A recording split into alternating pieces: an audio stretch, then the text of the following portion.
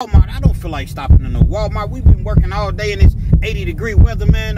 Hurry up, man. I ain't got all day, man. Hurry up. I was just kind of let you know I'm gonna be a little bit late. Five wanted to stop by Walmart, get some deodorant, some t-shirts, and things of that nature. But once he gets done, I'll be on my way, baby. Can't wait to see you. Man, I've been in here for like 30 minutes waiting on this dude, man. What is the problem, man? What's taking so long? Dude don't want to answer the phone. That's cool. I done called him 4 times. If he ain't out here within the next 5 minutes, I'm gone, man. Yeah, you lucky you just came out. You was about to get left, man. And why you walking so fast? Pull off. No, ho. Tell me what's going on, bro.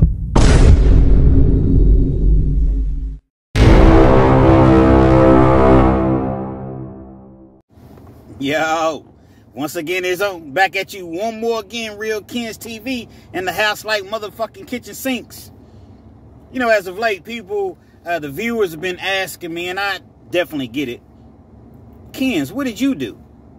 You always telling stories about everybody else, but we want to learn and understand more about you. And I totally get it.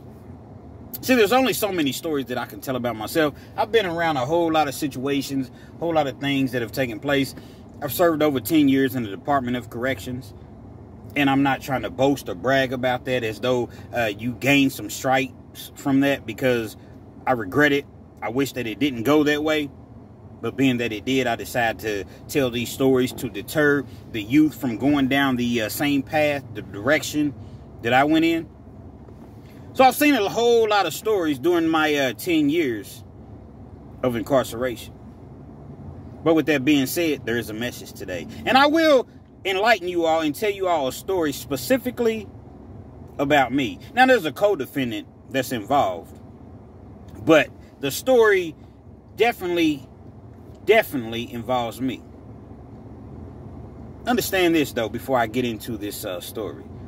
I don't tell the 12, 15-minute videos. Nothing wrong with that whatsoever. I just try to appease everyone that, you know, likes to frequent my channel. And most people say, Kens, we like the longer videos.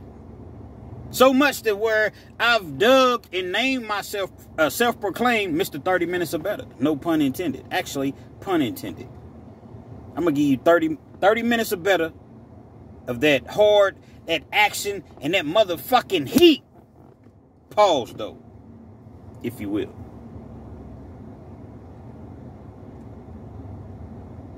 I don't know how many years ago.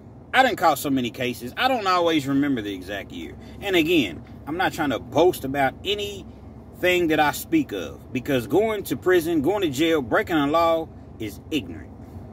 Outright ignorant. Not dumb. No, actually, not some dumb, but plumb dumb. Breaking the law is ignorant. So y'all just rock with me.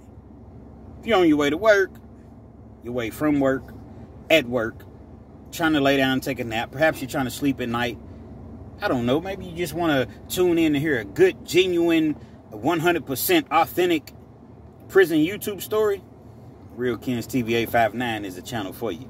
No disrespect to any other channels. I want to say it was probably, I've been out of prison for years, so let's just say 10 years ago. Actually, it was a little longer than 10 years ago. We want to say roughly around 12 years ago. I'm out with my partner. My partner, Five. That's his real name, Five. Call him 5-Star. I'm trying to get him on here and do an interview with me, man. I promise you, if I do an interview with 5-Star, y'all instantly fall in love with the dude. You know, just, you know, he has a personality to where everybody just gravitates towards him. And so, the guy asked me to give him a ride to Walmart. All right, no problem, whatever. We out doing what we do or whatever. Hey, man, stop me by Walmart. I ain't think nothing of it. He goes into Walmart. Hey, man, I'm handling some business on my phone or whatever, because I had a lawn care business and I also had a carpet cleaning business.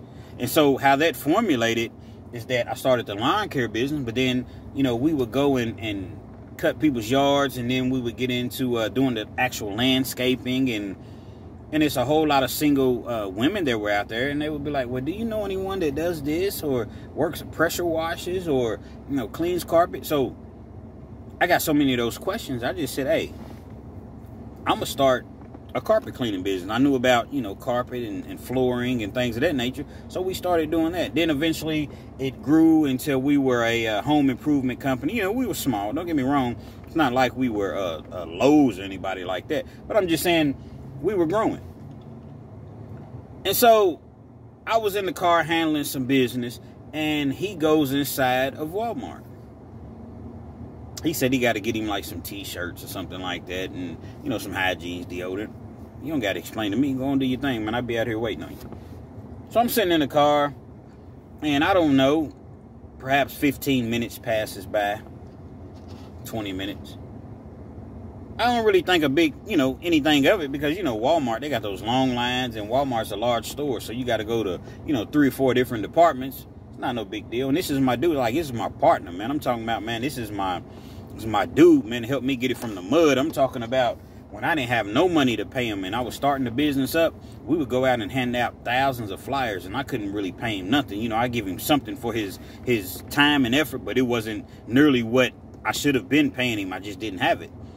So I might give him $40, $50, and we out all day long just passing out flyers. That's the type of friend that he was. He wasn't even charging me. But I seen the work, I seen the sweat, I seen the effort that he was giving, so I had to give him something. We were tight, man.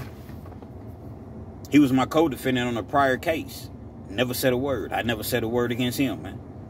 Never. We both went down, did our time. Again, I'm not glorifying this. I'm not, you know, don't do crime. You don't have to worry about any of those things. But nevertheless, he's in the store, and we argue all the time. We argue, you know, but it's not to the point of where we don't speak no more. We might go a couple days, we don't talk, but we never going to come to blows or physicality. I want to harm him, he wants to harm me. It just wasn't that type of party. Y'all rock with me.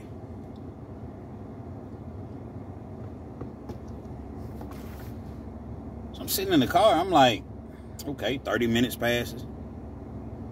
I'm like, come on, 5, man. I don't got all day. Now I'm starting to get a little irritated. Like I said, we argued all the time. Now I'm starting to get a little perturbed. Man, I've been sitting out here for 30 minutes, man. Where you at? Calling his phone. He's not answering the phone. Call him a couple times. He's not answering. Next thing you know, probably, I don't know, maybe 10 minutes later. So at this point, we're at the 40-minute mark. About 10 minutes later, I see him walking to the car. Now, he's walking to the car. He's not running, but he's not necessarily just strolling. He's kind of walking faster than he would typically walk. But again, I ain't think anything of it. He's a silly individual. Acts silly, plays all the time. So I didn't really think much of it. He gets in the car. Damn, man, you took all day. You know, I'm going through that, man. I'm starting an argument now. Hey, man, just go. I'm like, hold on, man. Like you rushing me like I'm your driver or something, man. Go, man. I'm like, what you mean go, man? What's going on? Hey, man, drive this motherfucker, go. I'm like, ho, I don't know what happened now.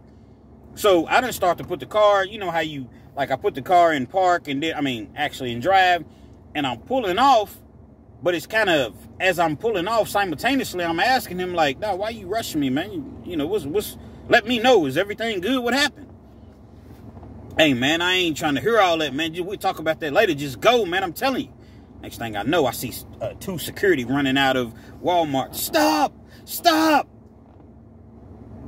Like, what the heck? Now, you know how Walmart, or not just Walmart, but a parking space, if there's no one in front of you, because like we were at a parking space to where we could just pull forward. Now, sometimes if there's a car parked directly in front of you, guess what? The only thing you can do is put the car in reverse, back up, and then go, you know, whichever direction you're trying to go.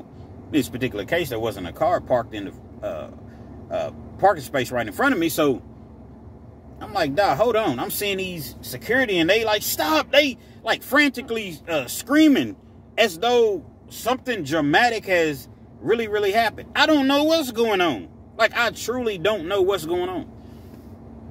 So as I'm driving, I'm going very, very slow, as I mentioned. Man, don't stop. Just go.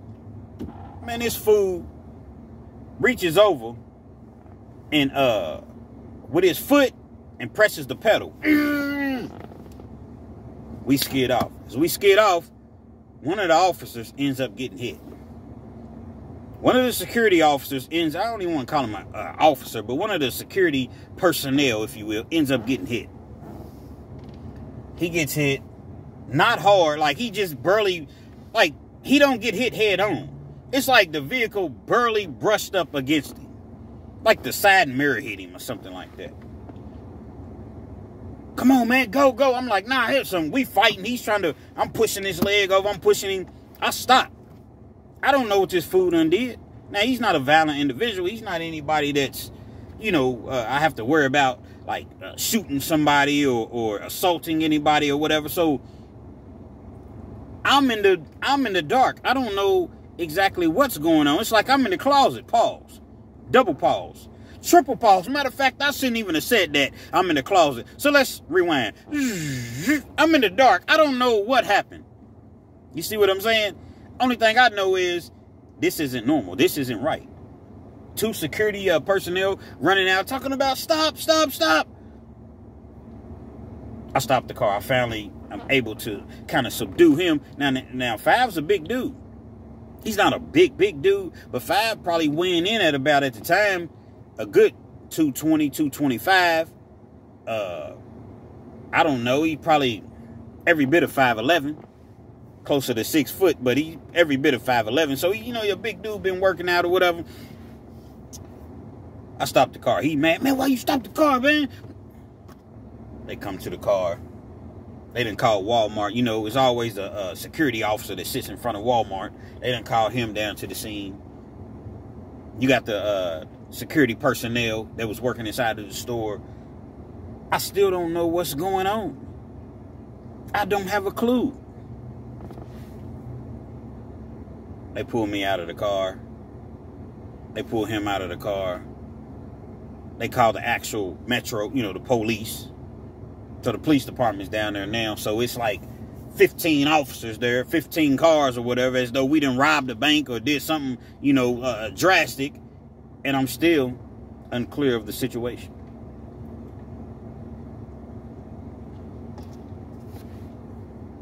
They're talking to me. Why did you try to run? Why did you run over this officer? They said I ran over the officer's foot. Man, I ain't run over the officer's foot, man. I ain't know what was going on. I was leaving. Dudes just jumped in front of the car. I didn't know who they was because these weren't uniformed, you know, officers initially. The 2 people that I said, stop, personnel, they weren't, I didn't know who they were. I was trying to leave. Going about my business, going about my merry day or whatever. They got him, Five, over here. They, you know, they questioning him or what have you. So we're totally separated. We didn't even get an opportunity to speak on exactly what happened.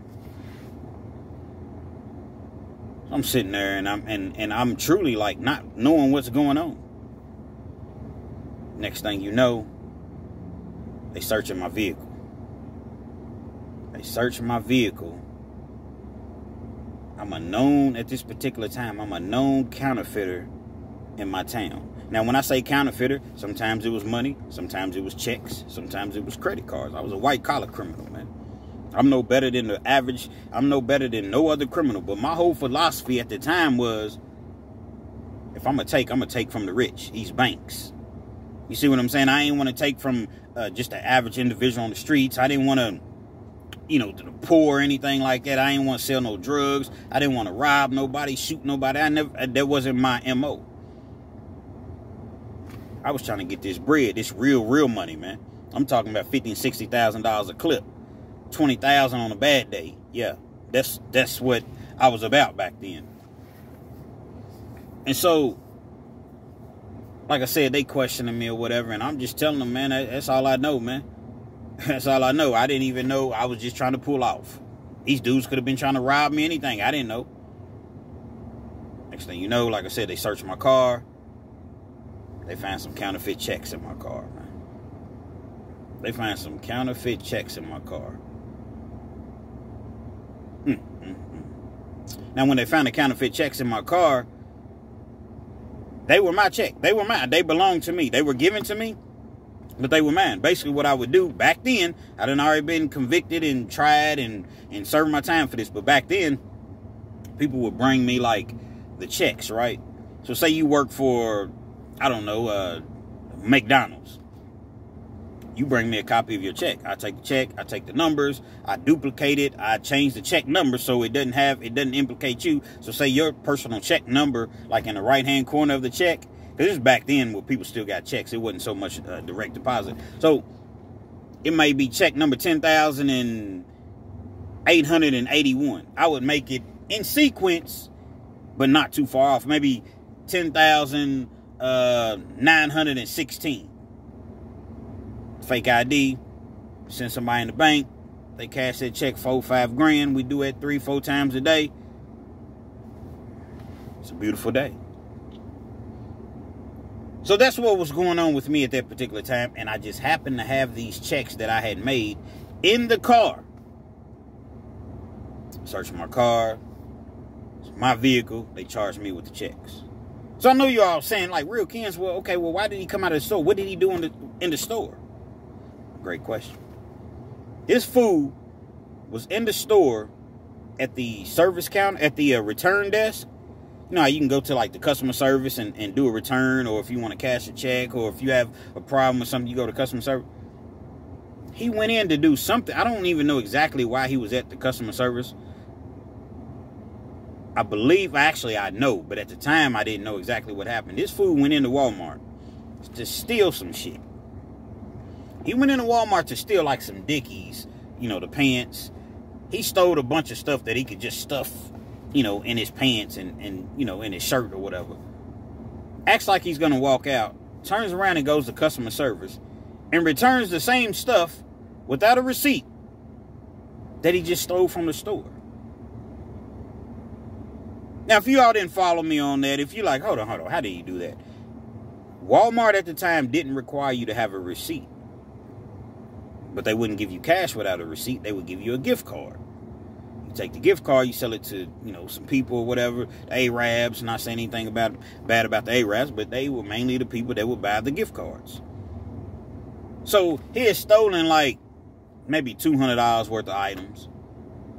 Turned around and took it right back to customer service as though he was making a return. Baby, you got your receipt? Man, I thought I had it, but I don't. Don't worry about it, but you know I can't give you cash. I can give you a gift card, but I can't give you cash. That's okay. I'm going to just go back to the store and, you know, get something else anyway. So that's cool. I'm cool with a gift card, knowing that she was already going to say that.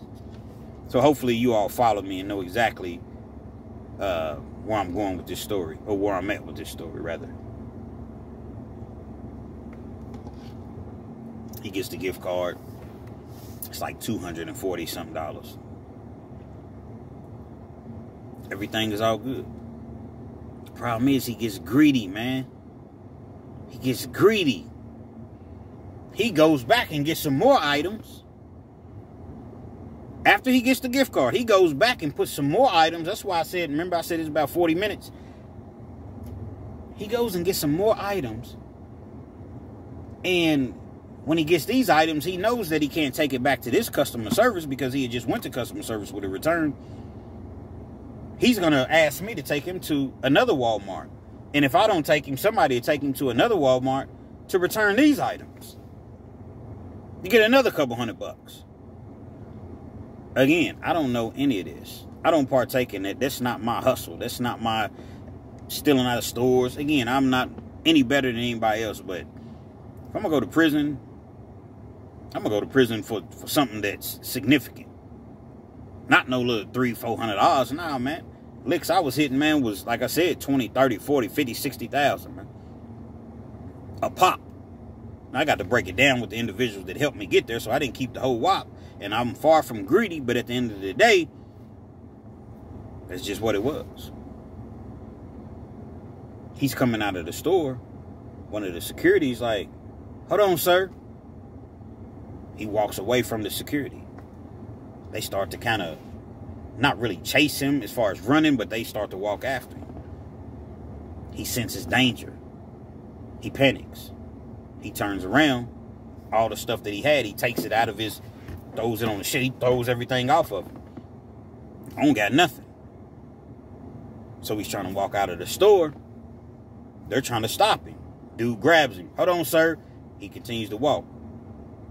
kind of nudged him. He didn't really grab him. Then he grabbed him. Sir, he did some sort of karate move, folds the dude up, throws him in the into the shelf. And I seen the video. That's how I know what happened. He ain't hurt him. He just kind of tossed him over to the shelf, walks out of the store. So at this point, when he's walking out of the store, we get to the point to where I look up and I see him walking towards the car. And he's walking kind of, you know, brief. Well, not briefly, but he's walking kind of fast. Swift, if you will. Couldn't think of a word right there. Again, what are you doing, bro? What, you know, what's the problem? Go. Hold on, man, go. So that's how we arrive to the point to where I'm standing on the side of the road in the parking lot, embarrassed at Walmart, being questioned. Police come, they bring the dogs. Like I said, search the car. They found my counterfeit. Arrest me. But not only do I get knocked on my counterfeit, they charged me with the assault on the officer. Said that I ran over his foot. This fool had really done the most. Because not only did he do the things that I just told you. He stole, returned it, $240-some card. At the time when he was at the counter, no, I take that back. He went back, got some more items. He went back to customer service. When he went back to customer service, I forget exactly what he went back for. I don't even remember. This was a while ago. So y'all kind of be patient with me and just follow with me, man. I ain't doing nothing else. I ain't gonna say you're not doing anything else as though you don't have anything else to do. But I'm saying just rock with me. This fool, you know how they have the money bags? Like the little blue money bags that they put the money in and they go make their deposit. This fool snatches a money bag and stuffs it in his pants. See, he had on long johns. So anything that he stuffed in his pants and he had his, at the bottom, they were tied real tight. So he could just stuff, you know, items or whatever in his pants and they weren't going to fall out. He grabs a whole money bag. This fool grabs a money bag from behind the counter. On camera and everything. No hat on, no nothing. And lo and behold, who's driving? Whose tags is on the cameras everywhere at Walmart? Me. That's who? Me. They book me. I go to jail. They book him. So now we both in the county jail. They separate us or whatever. So I don't see him. He don't see me. We just see each other when we go to court. I'm pissed, for real. But before they take us to the county jail, they take us to the police department to interrogate us. I don't even know why they even bother taking me to the police department. I don't talk to police, man, whatsoever. So when I'm in the interrogation room this particular day, I'm not really understanding everything that's going on. So instead of saying, hey, give me a lawyer, man, I ain't got nothing to say, I sit there and I kind of listen. I'm never going to tell on myself. I'm never going to implicate myself, and I'm never going to tell on nobody else. Never have. Never will. My name is clean, man. And so they're talking to me and they're questioning me. We just want your side of the story or what have you, blase, blase. I'm like, I don't even understand why I'm sitting in this room. Like, why am I even here? Why did you all even bother? Like, what did I do? So they're going to tell me that the officer's foot was ran over, which I already knew, allegedly. And it was an assault on a police officer, and I'm in big trouble. And if I ever want to see my kids again, now it's the same detective that I done already dealt with on a prior occasion. Hates my guts. Doesn't like me whatsoever, man. And to be honest, I'm not a big fan of his either. So I'm in the room and, you know, I'm letting them do all the talking. I ask a couple questions. I don't know what y'all talking about, man. I see that I'm obviously not leaving the room. Now, I'm going to leave the room, but I'm obviously going to jail, basically. Man, go on. Get me on to jail, man. I ain't got nothing else to say, man. All right, we giving you an opportunity. Hey, man, I don't got nothing else to say, man. Get me to jail. So they leave me in there for like 2 hours trying to be smart. I just go to sleep. They come in there and get me, take me to the county, book me. I got a high bond. I ain't never had no assault charges. I ain't never had nothing, you know, physical as far as physicalities against another individual, and I got in some fights. I done had to handle my business, you know what I'm saying? But I'm not no violent individual. I'm not. I'm just not. I'm a stand-up guy. I'm going to hold my own, but I'm not a violent individual. Even in prison, man, I wasn't in prison doing the most. You know, I had a couple times I was doing the most, but that was on some money, trying to get some money. I wasn't in there shanking people, stabbing people, and all the stories that sometimes not all content creators tend to tell, but some of them do. I wasn't in there just knocking people out. I wasn't in there doing none of that stuff, man.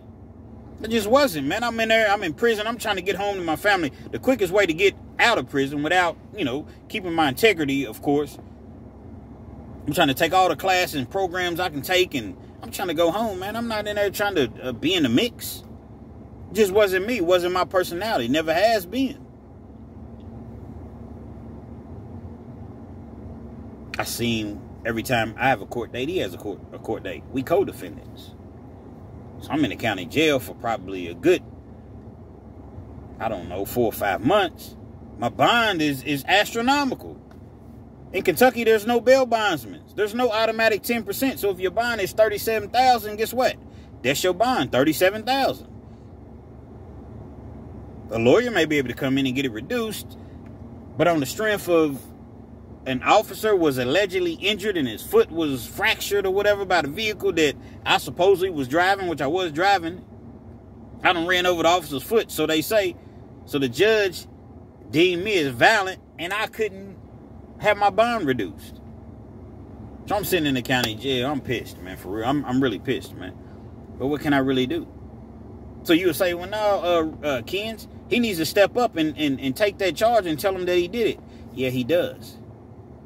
But at the same time, I can't make him do it. And I'm not really seeing him like that. Even when we go to court, we still kind of separated. We might pass each other, whatever. So, you know, he sent word back like, man, just hang tight, man.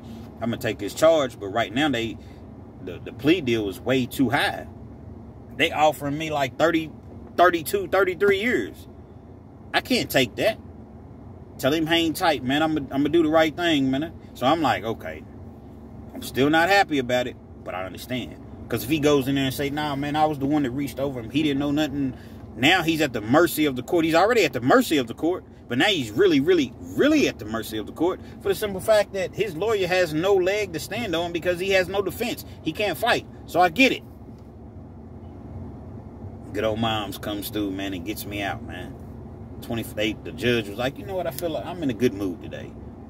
I'm thinking he's going to give me 10%. My bond's $37,000. I'm thinking, okay, he going to reduce it to $3,700. At the most, $10,000, because my lawyer was telling him, now my lawyer charged me $6,500. He was telling me, well, I was telling my lawyer, what have you, that I could make a $10,000 bond. So that's what, you know, we shooting for. We shooting for less, but I'm thinking, okay, I'm gonna at least get the 10 grand. This silly ass judge, man, reduces my bond to $25,000. From $37,000 to $25,000, as though that's a hell of a decrease, if you will. Good old moms comes through, man, and gets me out. $25,000, cashier's check. Gets me out on bond after several months. I explained to her what happened once I came home. I can't really talk on the county phones too much because they record any and everything that you say. So all that old whispering and thinking that you're talking in code, man, them people know everything that you're talking about on them phones. So I didn't say anything over the phone. So I came home. I was out of the facility. I let her know exactly what it was. She was like, yeah, because I knew. And my mom's not one of those type of moms that defends her son every time. No, if I'm wrong, man. Me and my lady get into it. She doesn't just automatically defend her son. Nah, well, what did you do? I'm sure you did something. She's one of them type moms. Love her to death. And so she gets me out or whatever. She's very, very upset with me. Very upset, as one would expect. And I fight my case from the outside. In the meanwhile, 5 Star's on the inside. He's fighting his case from the inside. His bond, now these people, they got some money too. And not to say that we got money, because it's nothing like that. But I'm just saying, his people, you know, his dad done got him out on some $20,000, $25,000, $30,000 bonds, put the house up or what have you. But for some reason, he couldn't get out. I don't know exactly what was holding him in. I don't know if he had another case or they had violated his parole or probate. It was something like that. I don't really remember. But I know that he didn't get out. We going back and forth to court. Now they got to the point to where we were getting close to going to trial. I'm going to trial with mine. Problem is, if I go to trial, they still found them counterfeit checks in my car. I'm going to explain that. It was my car, my tags, my license, everything's in my name. How I'm going to explain that?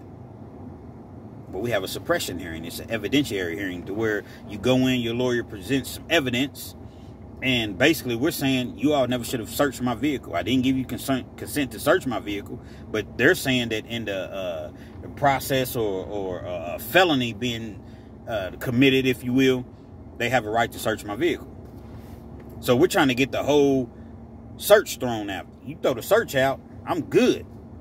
I'm not on camera. I'm not on video. In the meantime, I never talked to no detectives. He never talked to no detectives.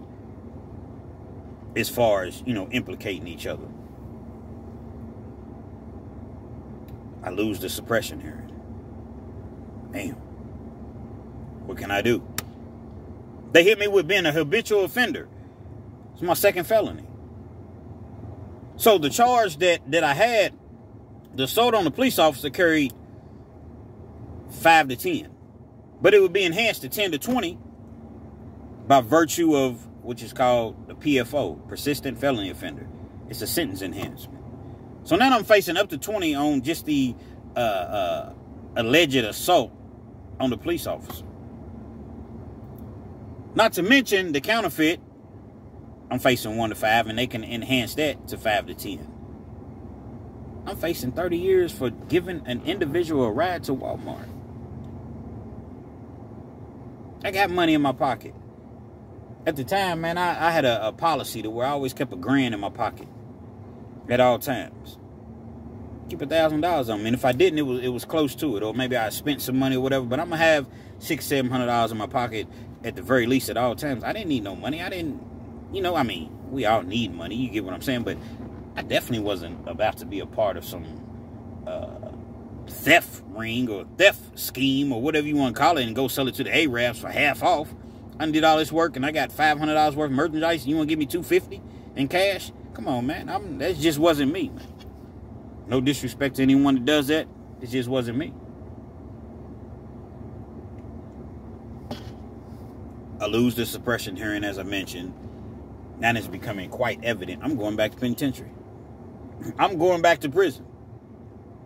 There's no possible way. I lost the suppression hearing. What am I going to do? Can't go to trial. I absolutely can't go to trial. So the only thing I can do is just tell my lawyer, man, just fight, man, and I'm going to act as though I'm going to trial. And we got to get the least amount of time as I can get. So we kept fighting, lawyers putting it off, filing motions and what have you. Now, in the meantime, him and I done fell out. I done had to pull up on him, go to his office, because he didn't want to return my phone calls once I was out. Now I'm out. He was trying that stuff on me when I was in jail, but now I'm out and you still not returning my phone calls. You trying to tell me I owe you another $5,000? How do I owe you another $5,000? Because he done seen that $25,000 that was put up for my bond. My mom did that. That's not my money. My mother put that up. Yeah, I had a little change myself, but I ain't had no 25 G's at that particular time. Plenty of times I did, but this particular time I didn't. So as I mentioned, he's seen the bond now, and you owe me another $5. Hold on, John. Hold on, John. His name is John Larson, man. Everything I say, man, Google it, man. Hold on, John. You told me $6,500, man. Oh, did I? Yeah. And you are paid in full. So how you going to charge me another $5,000? So like I said, he stopped returning my phone calls. So I had to pay John a little visit at his office. And we got an understanding. And I ain't have that issue no more. And I'm going to leave it at that. John ended up getting me a 3-year plea deal. But I already had backup time from the first case that I had. Remember, I said this is my second case. So I'm on parole. My first time ever going to prison, man. The judge gave me 11 years. Could have given me 6. Gave me 11. Pause. Double pause. So now the 3 years that I get, it's already understood that it goes on top of the 11 years that I already had for a total of 14 years. But how it works in Kentucky is, okay, I got a 3-year sentence. I do 20%, and then I see the parole board. So 20% of 3 years is roughly, I don't know, I think at the time you had to do like 4 or 5 months and see the parole board. I already did that sitting in the county jail because all the time that I did counts towards that. And so I looked at it and said, okay, well, by the time I go in, get processed, my paperwork, it's going to take a couple months for me to actually get into the system of the, Department of Corrections. Probably 2, no more than 3 months, I go for parole.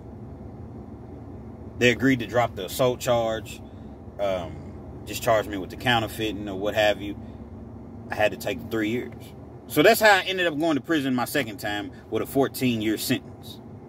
I ain't had no choice. I took it. I took the 3 years. When I went up for parole, they gave me an 18-month, I want to say an 18-month setback, which means come back and see us in 18 months. I did the 18 months on top of the 5 months I had already done in the county, so that's 23 months total. I did the 18 months. They gave me another 12 months. Some white collar, not to say that what I was doing was right. There was the checks was never cashed. There was never any transactions, anything, just for the simple fact that I had possession of them in my vehicle. No money was lost. Nobody lost anything, but they look at intent. Intent is a hell of a word. So they gave me another 12 months. I did that. So at this point, I had done 35 months. So 3 years, my second time that I went to prison. Now, as far as 5-star, they ended up getting the cameras, the videos or what have you, and they see that he had taken the items and thrown it off of him. So at that time, when he didn't have the items on him, the individual approached him, so he has a right to defend himself. He threw the dude off of him or whatever. But he, along with myself, or like myself rather, he couldn't risk going to trial. They hit him with the PFO, habitual offender. Remember I said the PFO stands for persistent felony offender. Same thing as a habitual offender. And he ended up having to take a plea deal just as well. I forget how many years he had, but he was on parole as well. So whatever time that he got went on top of the time that he already had. And later on, maybe about 2 years later, we ended up in the same prison on the same yard. Because they sent me here. My case was over with before his. He was still fighting his case. They ended up sending him somewhere totally opposite. And one day I'm in the dorm, and they're like Kens. They called me Red Dog Records when I was on the yard, man, because I had my keyboard, man, and I would always make beats, and all the rappers and everybody, we freestyle and whatever. So they called me Red Dog Records. Red Dog Records, man, somebody want to see you outside. I come outside, it's old 5-star. What's up, my dog? I'm like, man, this motherfucker, man. We never fell out about it. We remained solid. And we kicked it every day on the yard, man. That was my dude, man. I know that he didn't mean to get me involved in that. He didn't mean to get me involved, but ultimately I took a responsibility for myself. Because guess what? I had that counterfeit in my car, man. And counterfeit checks, I shouldn't even have them in my car. Like, I shouldn't even been riding with that. So ultimately, I have to take the blame for myself. Yeah, if we didn't go to Walmart. Yeah, if he didn't do this, if he didn't do that. But at the same time, I knew what it was about. I knew that he wasn't going to let me take the fall for that assault charge. But I also understood that it's a process. I can't just come out and say, yeah, man, I was the one responsible for running over that officer's foot. Because now they'll throw the book at you for real. For real, for real.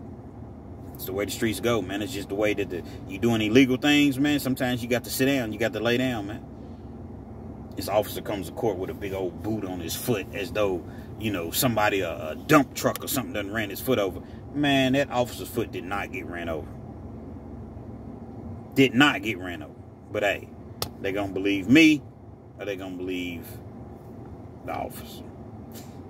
Real Kens TV. Hopefully you liked the video. Feel free to comment. Definitely share. Subscribe to the channel if you're not already subscribed. And be sure to hit that post notification. So anytime I bring you this action and this motherfucking heat, you're amongst the first to receive, man. Shout out to my dog 5-star. We still tight to this day, even though I ain't talked to him about a year and a half. He mad at me because I wouldn't do something for him. I told him, hey, bro, my criminal lifestyle's over with. I don't do nothing unless it's 100% legit. I'm too legit to quit. Real Kens, man. We out.